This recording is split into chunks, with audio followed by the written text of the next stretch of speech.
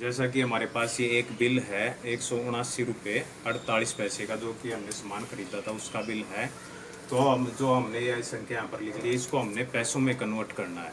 पैसों में बदलने के लिए मैंने बताया था अभी कि जो है जितनी भी संख्या दे रखी हो, जितने भी रुपये दे रखे हो, उसको हम 100 से गुणा कर देते हैं।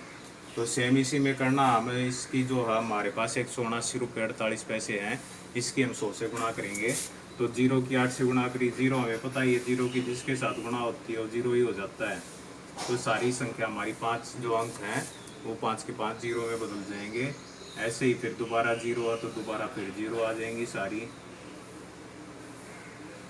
अब हमारे पास जो अगली अंक है एक से गुणा करेंगे हम। तो एक से जब भी गुणा करते हैं तो वही संख्या दोबारा से रिपीट हो जाती है। अब ये हमारे पास हमने गुणा कर दिया, अब इन सभी को हम आपस में जोड़ देंगे। तो 0 0 8 4 9 7 1, ये हमारे पास जो है गुणा करने के बाद आ गई है। लेकिन अब हमने यहाँ पर ध्यान रखना कि हमने जो दशमलव था हमारे दो अंकों के बीच में आया था दशमलव, पीछे दो अंक छोड़ने के बाद दशमलव था, तो हमने जो गुणाई है उसमें भी हमने दशमलव को लगाना है। ये नहीं है कि हमने छोड़ देना उसमें। तो हमारा दशमलव यहाँ पर आएगा दो अंकों के बाद, ठीक है। तो जीरो आ गई दशमलव के बाद, दशमलव के बाद अगर जीरो आ जाती है तो उसकी कोई वैल्यू नहीं होती, उसको हम मिटो भी सकते हैं। और जो हमारे पैसे बन गए वो हमारे पैसे बन गए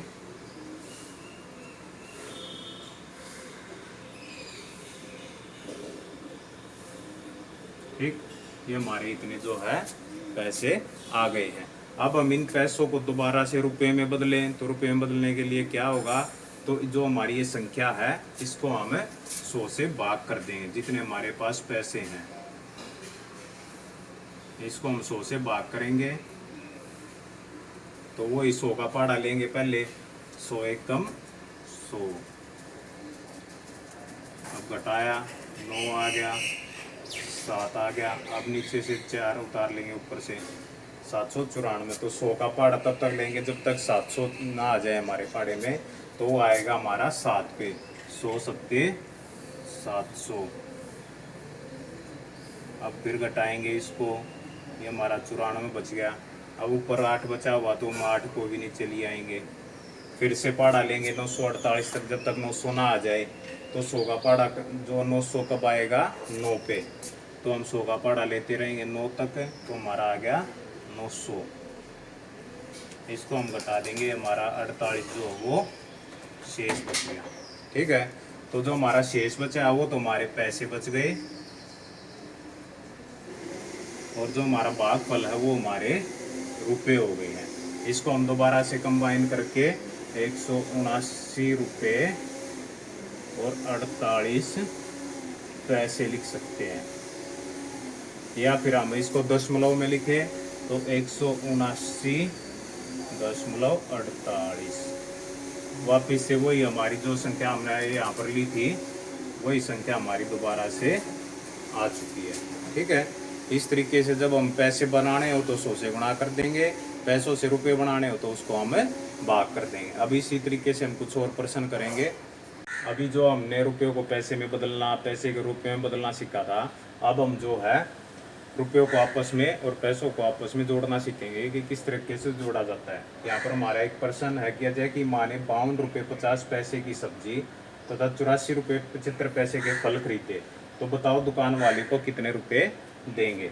तो इसमें जो हमने सिंपल सा है, ये भी जैसे गुणा करी थी इसमें हम जोड़ करेंगे।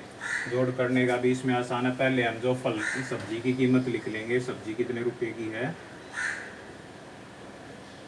सब्जी हमारी 52 रुपये और 50 पैसे की, ठीक है।